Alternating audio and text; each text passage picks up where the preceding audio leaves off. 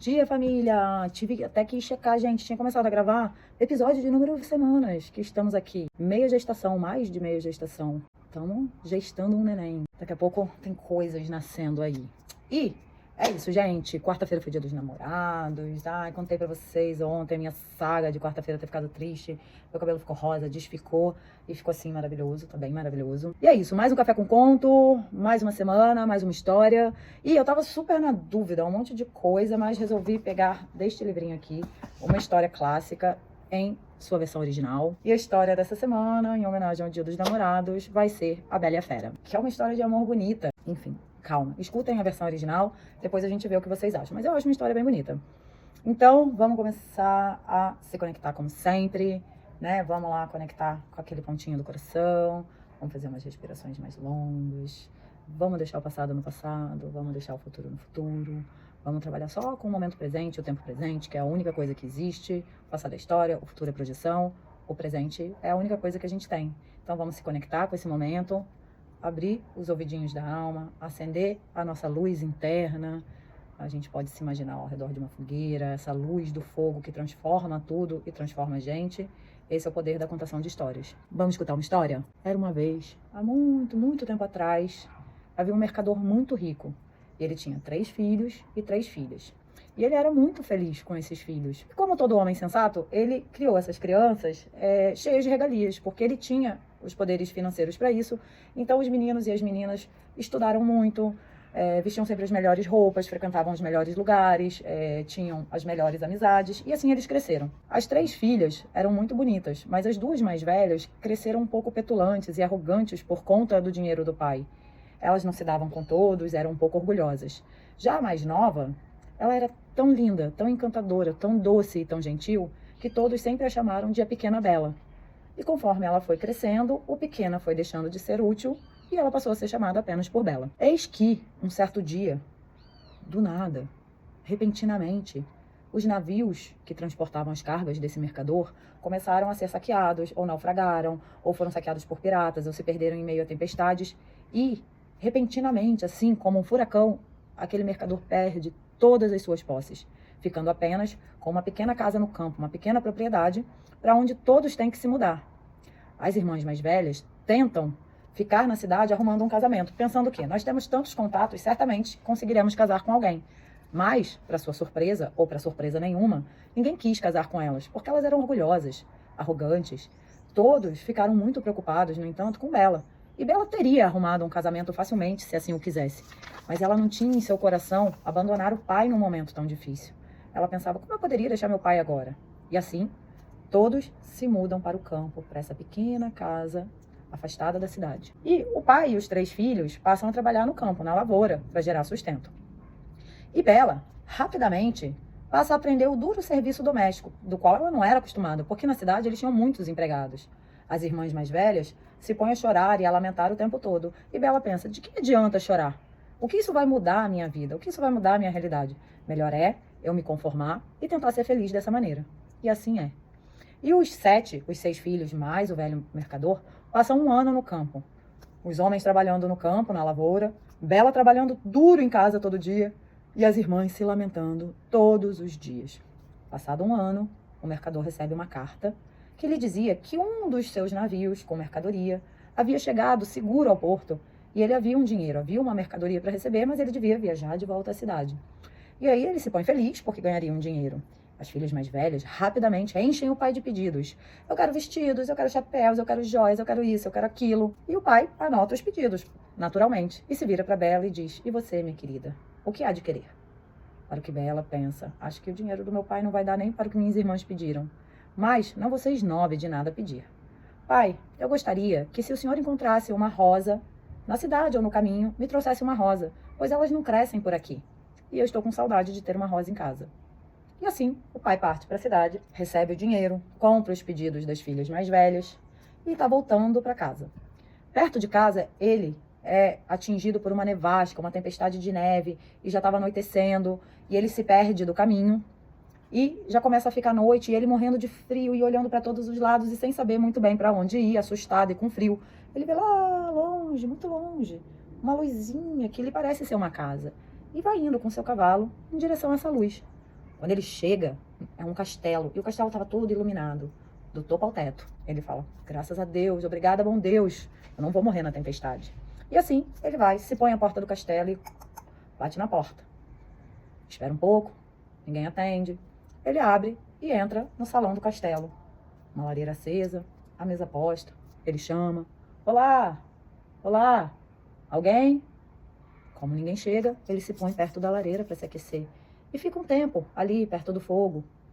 Olá! Como ninguém aparece, ele pensa, não há de ser mal se eu comer. Senta, come, aguarda. E como estava muito cansado, acaba dormindo ali mesmo no sofá. Outro dia ele acorda e olha para o lado e encontra roupas do seu tamanho. Roupas ótimas, as suas já estavam maltrapilhas. Ele pensa, meu Deus, uma boa fada deve morar aqui, porque é muita sorte. E assim, ele troca de roupa, olha pela janela e vê que a tempestade passou, o dia estava lindo, e ele consegue enxergar os caramanchões das mais diversas flores. E assim, já se preparando para ir embora, ele sai pela porta do castelo e está se preparando para ir pegar o cavalo e ir embora. Mas no caminho, ele passa por um caramanchão de rosas e se lembra do pedido da Bela e corta um galho cheio de rosas. No que ele corta esse galho, ele escuta um estrondo horroroso. E em sua frente aparece a fera. E ele fala, ingrato que você é. Eu lhe salvei da nevasca, lhe esquentei, lhe alimentei, lhe dei roupas novas. E você pretende roubar minhas rosas, que não tem nada mais precioso para mim do que minhas rosas. E o velho homem diz, me perdoe, meu senhor. Não tive intenção de ofendê-lo. Apenas queria levar as rosas como um pedido de uma de minhas filhas. Eu não sou o seu senhor. Eu sou a fera. E eu não aceito bajulação. Eu vou lhe matar. Você tem 1/4 de hora, porque eu vou lhe devorar. E o velho homem fica desesperado e fala, desculpa, eu realmente não tinha intenção de ofender. Eu queria levar as flores para minha filha Bela, minha filha mais nova. Me perdoe. Ele fala, não tem perdão. Mas como o senhor disse que tem filhas, se uma delas aceitar, por vontade própria, vir em seu lugar, eu a aceitarei no seu lugar, no lugar da sua vida. E assim, o homem, pensando que não imporia isso a nenhuma de suas filhas, mas que pelo menos, se aceitasse a proposta da Bela, ele teria um tempo para ir até em casa, despedir-se dos filhos e voltaria e entregaria-se à morte nas mãos da fera. Então ele diz, pois bem, dona fera, eu irei e retornarei. Ou retornarei com uma de minhas filhas, ou retornarei para minha morte. Então a fera diz, mas você não precisa ir de mãos vazias. Vá lá dentro do castelo tem um quarto que tem um baú. Encha esse baú do que você desejar e feche. E eu providenciarei que seja entregue em sua casa. E assim foi. O homem volta para o quarto, acha o baú, enche de prata, ouro, joias e tudo que ele pôde achar ali, fecha o baú, sobe no cavalo e vai embora para casa. Com o coração aflito, pesaroso. Chegando em casa, ele conta a história da Rosa e da fera e da morte para todos os seus filhos e diz que foi ali despedir-se. As irmãs mais velhas veem como uma oportunidade de tripudiar de Bela. Orgulhosa que ela é, não podia pedir vestidos ou joias. Não, a Bela é muito melhor que isso. Pediu uma rosa. Pois bem, veja bem no que deu. Você garantiu que nosso pai morresse, não foi mesmo? E Bela, que não havia derramado uma lágrima, falou, não há motivo para tudo isso. Pois o final da história de nosso pai, a fera, aceitaria qualquer uma de suas filhas se ela fosse por vontade própria. E eu irei, por vontade própria, trocarei de lugar com meu pai. E o bom homem diz, não, minha filha, não tem sentido. Eu já sou velho. Não tem sentido você se entregar em meu lugar, pois o senhor não pode me impedir. Eu te seguirei se isso for preciso, mas eu irei em seu lugar. E assim foi. Eles passaram uma noite lá, e o velho homem confidencia a Bela a história do baú com os tesouros que magicamente apareceu em seu quarto assim que ele chegou. E Bela diz, ora, papai, quando o senhor esteve fora, 2 cavalheiros cortejaram minhas irmãs. Use o dinheiro desse baú para garantir o casamento delas. Use o dinheiro desse baú como dote para elas. E eu e o senhor partiremos amanhã de manhã em direção ao castelo da fera. Tudo bem? Tudo bem. E assim foi feito. No outro dia pela manhã, partiram o velho homem e Bela em direção ao castelo da fera. Ao chegar no castelo, como de costume, havia um banquete e o fogo estava aceso e eles comeram e aí escutaram um estrondo. Quando Bela viu a fera, ela se assustou, porque ele era medonho e a voz era rouca, era grave. Ele não tinha delicadeza no andar. E a fera diz, foi por sua vontade que vieste, Bela? Sim, ela falou. E por sua vontade ficarás. E ela falou, sim, fera, por minha vontade ficarei. E assim foi. Pois, então, ele disse para o velho homem, o senhor pode dormir aqui esta noite. Amanhã de manhã, o senhor pegará o cavalo e irá embora. Nunca mais retornará a este castelo. Pai e filha jantaram juntos, se deliciaram. Bela pensou, ele deve estar querendo me engordar antes de me devorar. Tudo bem, não tem sentido em me lamentar. Vou comer. E ela se delicia, passa a noite com o pai e vai dormir. E à noite, ela sonha com uma linda dama que chega para ela e fala: estou muito feliz que você esteja aqui, Bela.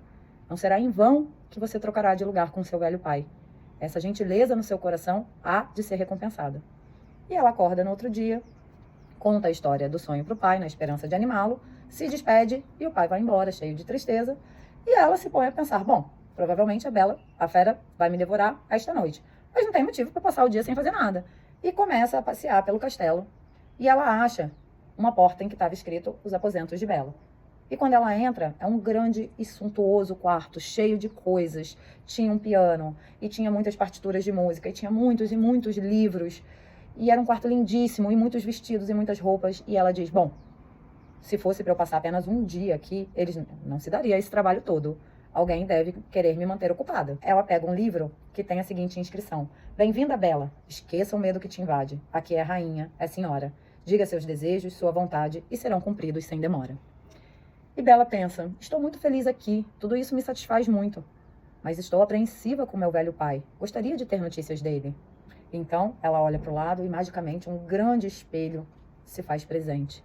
E quando ela mira o espelho, nele, ela vê a imagem de seu pai, chegando abatido e triste em sua pequena casa no campo, sendo recebido pelas irmãs, fingindo tristeza, mas, na verdade, muito felizes por terem se livrado de Bela. E assim foi que Bela passa o dia no castelo e, à noite, na hora do jantar, ela escuta um estrondo. E a fera vem jantar com ela. Está feliz aqui, Bela? Estou sim, meu senhor, muito feliz. Pois sim, fico feliz de que você esteja satisfeita. E eles conversam, e cada vez que eles conversam, Bela vê mais quão amável a fera é. E ela lhe diz: cada vez que o senhor fala assim, quase me esqueço de sua aparência. E eles jantam e ceiam juntos, e ao final da ceia, a fera pergunta: Bela, você será minha esposa? E ela se assusta e não consegue se esquecer de quão horrendo ele é. E ela diz: não. E a fera dá uma rosnada e fica meio chateada, e Bela pensa que agora ela certamente morreria. Então a fera diz: pois bem, boa noite. E vai-se embora. E assim passam-se os meses. Bela passa lá 3 meses. E todos os dias ela faz 1000 coisas, e todas as noites ela ceia com a fera. E todas as noites, a cada noite, ela anseia mais por encontrar a fera. Às vezes, na verdade, ela se pega olhando no relógio para ver se já são 9 horas, que é a hora que ele costumava chegar. E todas as noites ele lhe faz a mesma pergunta: você se casaria comigo, Bela? E todas as noites a mesma resposta: eu não poderia. Lhe tenho grande amizade, mas não poderia casar com você. E assim, no fim de 3 meses, Bela vê no espelho que o pai estava doente, que as irmãs haviam se casado e saído de casa, que os irmãos haviam ido para o exército, e o pai morava sozinho naquela casa e estava adoentado. E seu coração entra em profundo pesar por aquele pai. E ela diz para a fera: eu gostaria de ir ter com meu pai, de vê-lo mais uma vez. Gostaria de poder abraçá-lo e estar em seus braços e confortá-lo. E a fera fala: eu não vou sobreviver se você me deixar. Eu morreria. Esse seria o fim da pobre fera. E ela diz: mas eu não vou lhe deixar. Eu não gostaria de ser a causadora de sua morte. Prometo-lhe. Eu quero ir. Quero ir. Me deixe ficar 1 semana com meu pai e prometo, lhe dou a minha palavra que voltarei. E a fera pondera e diz: pois bem, então, pegue este anel. E quando você decidir ir, basta pôr em cima de sua mesinha e ir dormir, que você acordará na casa de seu pai. E o dia que você decidir retornar após 1 semana, faça o mesmo processo. Antes de dormir, deseje com seu coração retornar. Ponha o anel em cima da mesinha e você acordará aqui de novo. E assim Bela volta para a casa de seu pai. Põe o anel na mesinha, vai dormir e acorda na casa do pai. E quando ela acorda lá, ela pensa: nossa, mas não deu tempo nem de eu fazer uma mala, não trouxe roupas. Quando ela olha para o lado, um baú cheio de vestidos já havia sido providenciado para ela, com um bilhete da fera dizendo que, se ela não quisesse levar os vestidos de volta, não tinha problema, ela podia dá-los às suas irmãs. E assim foi que Bela reencontra o pai e reencontra as irmãs, que, muito invejosas, armam um plano, porque elas pensam: o que essa criaturinha tem que a gente não tem? A gente achava que ela já tinha sido devorada por essa fera, mas ela disse que prometeu ficar aqui apenas 1 semana. Então, se nós a distrairmos para que ela fique mais de 1 semana, de repente, a fera fica colérica e a devora. E assim foi. As irmãs a distraem. E na 10ª noite que Bela está na casa do pai, ela vai se deitar. E sonha com a fera, deitada num jardim, perdendo a vida, quase morrendo, desfalecida e murmurando o tamanho da ingratidão de Bela. E ela acorda muito angustiada com esse sonho, porque realmente era muita ingratidão, porque a fera não havia feito nada a não ser tentá-la, fazê-la feliz. E se ela casasse, se ela fosse honesta com ela mesma e casasse com a fera, ela poderia ser mais feliz e fazê-la mais feliz do que os casamentos das suas irmãs. que uma era casada com um cavalheiro muito belo, mas que só amava a si mesmo, e a outra era casada com um falastrão que a torturava o tempo todo. Então, ela pensou, eu sou muito ingrata mesmo. E pega o anel, põe na mesinha e fala, eu desejo retornar ao castelo. E volta a dormir. Como já era de se esperar, no outro dia ela acorda e está no castelo da fera. Quando ela acorda, ela passa o dia no castelo muito angustiada, pensando o quê? Daqui a pouco dá 9 horas e ele vai chegar. Mas deu 9, deu 10 e nada da fera. E ela começa a ficar realmente preocupada. E começa a pensar que aquele sonho que ela teve pode ter sido um presságio. E ela sai pelos jardins do castelo a procurar o local exato em que ela havia sonhado que a fera estava. E quando ela acha o local, ela encontra a fera, caída, com a vida se esvaindo de dentro dela. E ela diz, por favor, não esteja morto.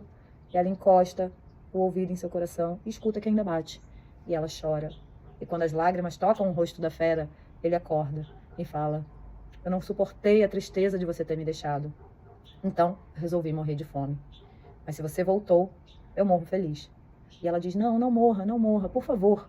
Eu achei que eu não lhe amava, mas a possibilidade de perdê-lo me fez ver o tamanho do meu amor.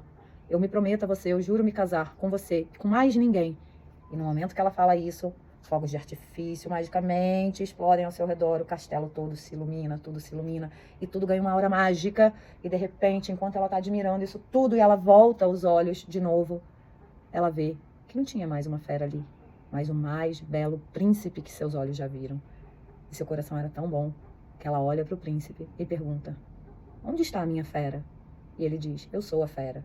Eu havia sido amaldiçoado por uma fada, que havia me colocado nessa condição por minha soberba, e apenas o amor sincero de uma bela dama, por vontade, sem saber do que me acometera, um coração gentil, poderia me tirar dessa condição.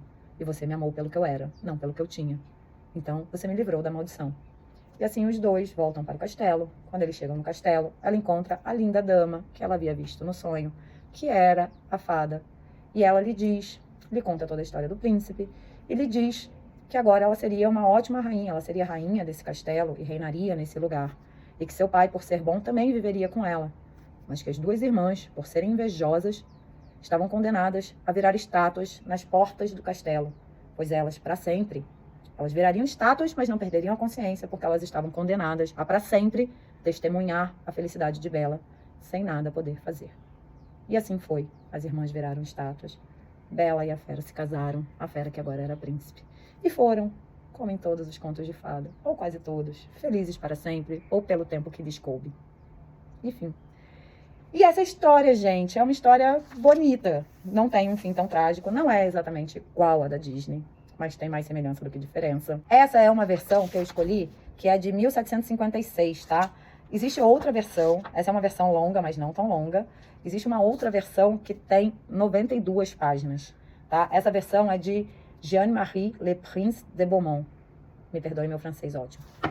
E o que eu queria trazer de coisas pra gente refletir? Mais uma vez, a instabilidade da vida. Um mercador que era rico e que fica pobre. E isso é o ciclo. Ciclo de vida, morte e vida. Dentro da nossa vida. A gente tem ciclos de morte e tem ciclos de vida. A gente tem ciclos de fartura e ciclos de escassez. E a gente precisa lidar com esses ciclos com sabedoria. E o que a Bela faz? A gente tem que aprender que as coisas que nos acontecem apenas acontecem. Elas não nos acontecem. E é por isso que a Bela fala, de que me adianta chorar? Chorar não vai me deixar rica. Só vai tornar minha trajetória mais difícil. Então, o que eu vou fazer? Eu vou tentar me contentar com o que eu tenho. E assim é que ela é. E olha que aprendizado, né, gente? Assim, é lógico que não é fácil, né? Talvez não tenha sido fácil para ela também. Nunca tinha trabalhado, de repente tem que trabalhar de sol a sol. Mas é isso. Chorar não vai mudar a situação que eu estou. Então, vamos trazer contentamento. Outra coisa é o nome. O nome, ao que parece, não é Bela. As pessoas passam a chamar essa criança de Bela, de bonita, de adorável, de encantadora. E na Índia, por muito tempo, e em algumas tribos africanas também, as crianças não ganham nomes. Então, nomear coisas é muito importante. Olha o poder que tem um nome, entendeu? O nome não é uma coisa vazia. Ela passa a ser bela porque ela era bela. Então, alguns lugares não nomeiam as crianças antes, a priori, mas sim a posteriori. E eu achei isso bem pertinente aqui no livro. Isso é uma outra coisa. Mas o ponto mais importante para mim dessa história, e que eu faço um paralelo com o conto da Mulher Esqueleto, da doutora Clarissa Pinkola Estés, que é o seguinte: por que existe o amor entre a Bela e a Fera? Porque a Bela consegue ver o feio no outro e resistir. Isso é belíssimo. Isso é muito lindo. Ela vê para além do feio. Ela resiste a esse ciclo de morte, que é a projeção de se casar com um príncipe, a projeção do que seria um relacionamento, e lida com aquilo que ela tem, que é o feio, que é aquele ciclo de morte. E ela resiste naquele feio até que brote o amor. E isso é muito rico, isso é muito rico. É amar as coisas pelo que elas são verdadeiramente, não pelo que elas parecem ser. Então a fera parece ser horrenda e rudimentar e grosseira, mas na verdade ela não é. Mas só pode ver isso quem resiste ao feio. Só descobre o amor quem resiste aos ciclos de morte, quem resiste ao feio.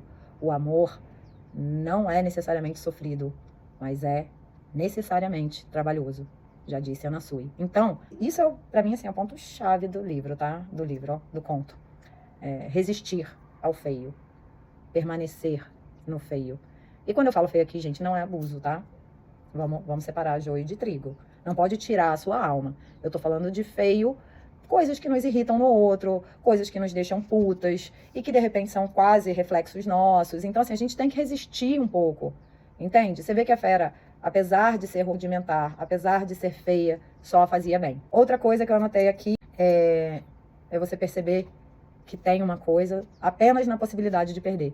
Porque a Bella passa 3 meses dizendo não pra fera. E somente quando ela vê a possibilidade de que a fera morra, ou seja, de perder aquilo que ela tinha, é que ela olha verdadeiramente pro que ela tinha e vê que é amor. Ah, quem nunca, né? Quem nunca passou por isso? Você vai lá, abre mão de uma coisa, termina um relacionamento, e aí quando você abre mão, quando você termina, quando você larga, você olha e fala, puta, mas... E aí, enfim, às vezes dá pra remediar, como no caso da Bella, que a fera não tava mesmo morta, e às vezes não tem remédio. O bonde já passou. Outra coisa que vai estar ficando muito grande, gente, vocês vão me perdoar, mas é o poder dos sonhos, a Bella sonha. Então, outra coisa que a gente tem que pensar é essa conexão. Quando a gente tem muita conexão com a gente sonha. E os sonhos são profundamente intuitivos. São mensagens muito profundas de um lugar muito, muito poderoso que a gente tem dentro da gente. E os 2 últimos pontos, e eu vou falar rapidamente, porque já ficou muitíssimo longo, é o amor como redenção pra fera. Então, isso é bonito, né? O amor redime. Enfim, eu tive um episódio semana passada, familiar, que a gente desejava punir, e no fim o que redimiu foi o amor. E isso é bonito também. A gente tem que olhar para os outros e para as coisas e para as situações da vida com amorosidade. O que redime é amor. E o último que eu achei muito maravilhoso, essa metáfora, que é o fato das irmãs virarem 2 estátuas com consciência. A inveja é testemunha da felicidade. Sempre que você estiver feliz com alguma coisa, saiba que existe uma inveja de testemunha da sua felicidade. Proteja-se dessa testemunha. Faça com que ela seja nada mais do que uma estátua. Ela pode ser apenas testemunha, ela não pode agir sobre a sua felicidade. E isso é riquíssimo. Olha que visual, né? A inveja como estátua que testemunha a felicidade de Bella. Achei super visual. Gente, olha, aqui na gravação tá dando 36 minutos. Com fé eu vou conseguir editar. Talvez eu não consiga subir num vídeo só, talvez tenha que ser 2. Essa história é muito longa, vocês vão me perdoar. Eu espero que vocês gostem, como sempre.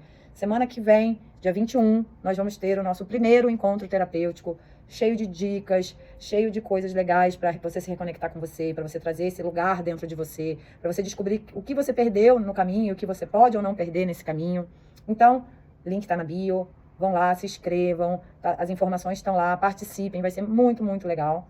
E, se gostaram, como sempre, curtam, comentem, compartilhem, falem com os amigos, manda pra alguém que gosta dessa história, ou não manda. Não, manda sim, vale a pena, ok?